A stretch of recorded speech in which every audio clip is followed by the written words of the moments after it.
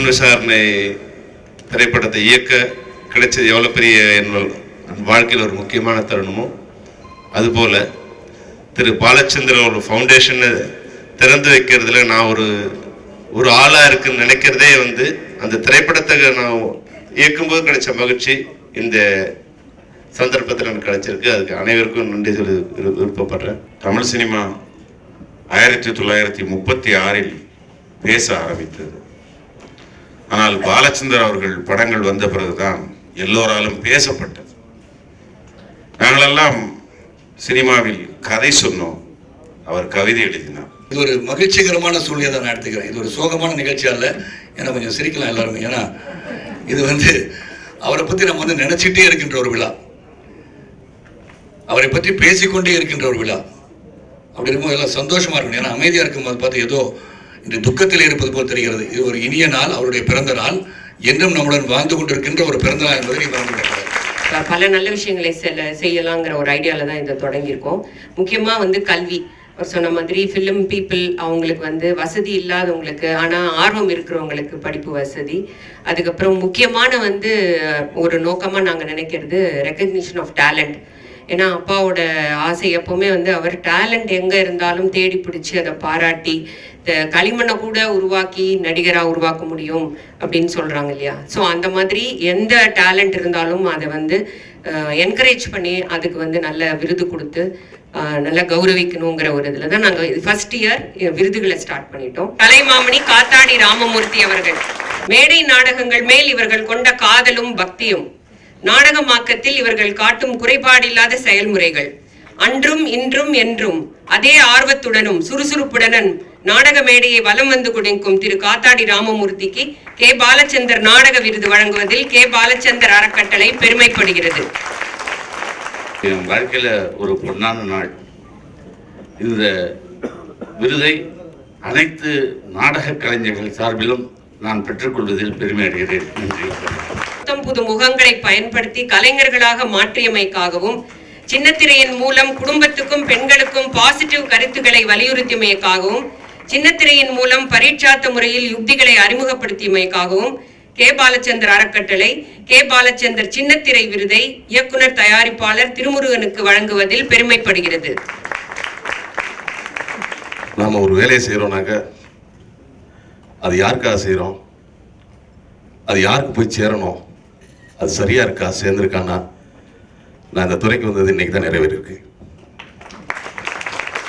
ஏன்னா எங்களுக்கு வந்து எங்க தலைமுறையில வந்து நாங்க பார்த்து வியந்தது வந்து எங்களை வழி நடத்தினதுங்கிறது வந்து பாலச்சந்தர் சார், அதுக்கப்புறம் பாரதிராஜா சார். ஸோ அப்படி பார்த்த பொழுது அவருடைய பிறந்த நாள் அன்று அவர் பெயரில் கொடுக்கப்படும் விருதை சின்னத்திரையின் சார்பாக முதலாக பெற்றுக்கொள்வதை நான் மிகப்பெரிய பாக்கியமாக இருக்கிறேன். உண்மையான திரைக்கதை, கூர்மையான வசனங்கள் மூலம் யதார்த்த சினிமாவும் வியாபார ரீதியாக வெற்றி பெற முடியும் என்ற நம்பிக்கையை உலகத்திற்கு உணர்த்தியமைக்காகவும், தமிழ் சினிமாவை அடுத்த கட்டத்துக்கு எடுத்துச் சென்ற இளைஞர் கூட்டத்தில் மிக முக்கியமான பங்கு வகித்தமைக்காகவும் காக்கா முட்டை படத்தின் இயக்குனர் மணிகண்டன் அவர்களுக்கு கே பாலச்சந்தர் திரை விருது வழங்குவதில் கே பாலச்சந்தர் அறக்கட்டளை பெருமைப்படுகிறது. அசிஸ்டன்ட் கேமராமேனா பிஜு விஸ்வநாத் சார்கிட்ட ஒர்க் பண்ணிக்கிட்டு இருக்க போது நான் அவர்கிட்ட அப்போ தான் சேர்ந்துருக்கேன். திடீர்னு ஒரு நாள் ஃபோன் பண்ணி ஒரு நாள் பேட்ச் ஒர்க் வந்து பொய் படத்துக்கு இருக்குது, நீங்கள் இன்னிலேருந்தே வந்து ஜாயின் பண்ணிக்கங்கன்னு சொன்னார். நான் போனேன். அப்புறம் அங்கே ஒரு சின்ன க்ளோஸ்அப் மட்டும் ஒன்று எடுக்கணும், அதுக்கு லைட்டிங் பண்ணுங்கன்னு சொல்லிட்டு பண்ணோம். லைஃப்பில் நான் ஃபஸ்ட்டு கேமரா பிடிச்சி எடுத்த ஷாட்டாக தான் சார் வந்து ஆக்ஷன் சொன்னார். எனக்கு கையெல்லாம் நடுக்குது. அப்படியே கேமரா பிடிச்சி தான் லாக் பண்ணி தான் வச்சுருக்கேன்னு தான் நடுக்குது. கட் சொன்னார். அந்த ஒரு க்ளோஸ்அப் எடுத்துகிட்டு முடிஞ்சது. அது நான் நீங்கள் போயிட்டு எல்லாத்துக்கிட்டையும் சொல்லிக்கிட்டு இருக்கேன், நான் ஃபஸ்ட் ஷாட் எடுத்துட்டேன், அது டேரக்டர் சார் வந்து ஆக்ஷன் சொல்லிட்டாரு, கட் சொன்னார், அப்படி இப்படின்னு. அதனால் அதை பேசவே முடியல. அதை அப்போ இந்த விருது வந்து எனக்கு எவ்வளோ சந்தோஷத்தை கொடுக்கும்னு நான் சொல்ல வேண்டிய அவசியம் இல்லை. ரொம்ப சந்தோஷமாக இருக்குது. நன்றி. பல விருதுகள் பெற்ற கதை, படங்கள், குறும்படங்கள் ஆகியவற்றின் கதை வசனகர்த்தா, விவாத மேடைகளின் கருத்தாளர், வாழ்க்கை அனுபவங்களை நேரடியாக தேடும் ஆர்வமுள்ள பயணி, மொழி ஆளுமை, கருத்து ஆளுமை கொண்ட கட்டுரையாளர், நாவலாசிரியர், சினிமா, ஊடகம், இணையம் என்று பல்வேறு தளங்களிலும் தீவிரமாக இயங்கி வரும் சலிப்பில்லா எழுத்தாளர். எங்களுடைய பால கைலாசத்தின் மதிப்பிற்கும் மரியாதைக்கும் உரிய படைப்பாளி. இவருக்கு பால கைலாசம் டெலிவிஷன் விருது வழங்குவதில் கே. பாலச்சந்தர் அறக்கட்டளை பெருமைப்படுகிறது. ஊரில் இருந்த என்னை சென்னைக்கு வரவழைத்தது கைலாசம் அவர்கள்தான். அவருடைய அழைப்பின் பேரால் தான் நான் சென்னைக்கே வந்தேன். மின்பிம்பங்கள் தான் என்னை உருவாக்கியது. மின்பிம்பங்களிலிருந்து தான் நான் நிறைய கற்றுக்கொண்டேன், நிறைய எழுதினேன். ஒரு எழுத்தாளனையும் இலக்கியத்தையும் படைப்புகளையும் தேடி தேடி ரசிக்கவும் கொண்டாடவும் அவனை உற்சாகப்படுத்தவும் கூடிய ஒரு மகத்தான மனிதராக பால கைலாசம் இருந்தார். அவரோடு பணியாற்றிய நாட்கள் என்பது நான் நிறைய கற்றுக்கொள்ளவும் தோழமையும் நட்பையும் உணர்வதற்கான ஒரு மறக்க முடியாத நாட்களாக நான் கருதுகிறேன். தமிழ் சினிமா சென்டிமெண்ட்டுகளின் குப்பை. ஒரு படம் ஓடிச்சுன்னா அது பின்னாலே ஓடுவார்கள். ஒரு தலைப்பு ஓடிச்சுன்னா ஓடுவார்கள். ஒரு முறை இந்த படங்கள்ல ஒரு நண்பர் வந்தார், ஒரு தயாரிப்பாளர் என்றார். அலைகள் ஓய்வதில்லை, பயணங்கள் முடிவதில்லை, ராகங்கள் மாறுவதில்லை, இப்படியெல்லாம் படங்கள் ஓடுது. எனக்கு தில்லைன்னு முடிகிற மாதிரி ஒரு டைட்டில் சொல்லுங்கன்னு சொன்னார். ஆனா பாவி, இல்லை என்று கூட அவனுக்கு தெரியவில்லை. இல்லை என்று முடிவது மாதிரி ஒரு தலைப்பு சொல்லுங்கள் என்று எனக்கு கேட்க தெரியாதவன் தில்லை என்று முடிவது மாதிரி ஒரு தலைப்பு சொல்லுங்கள், ஏன் அது மேல் அவ்வளவு காதல், தில்லைன்னு வச்சா படமெல்லாம் ஓடுதுங்க என்று சொன்னவர்கள்.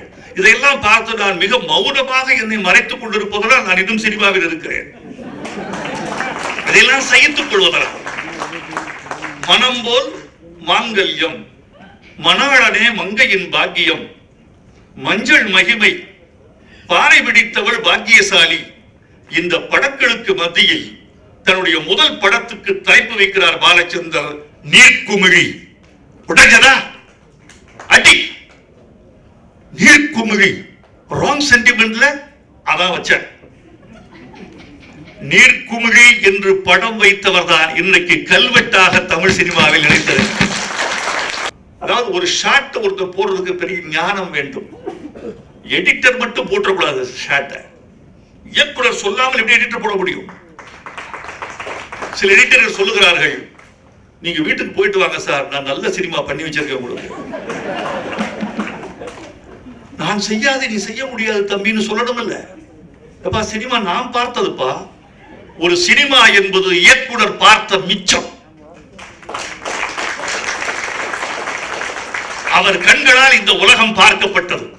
அவர் கண்களால் பார்க்கப்படுகிற உலகம் அழகானது, இழிவிலும் மேன்மையானது, அழிவிலும் ஆக்கமானது, துன்பத்திலும் இன்பம் தருவது.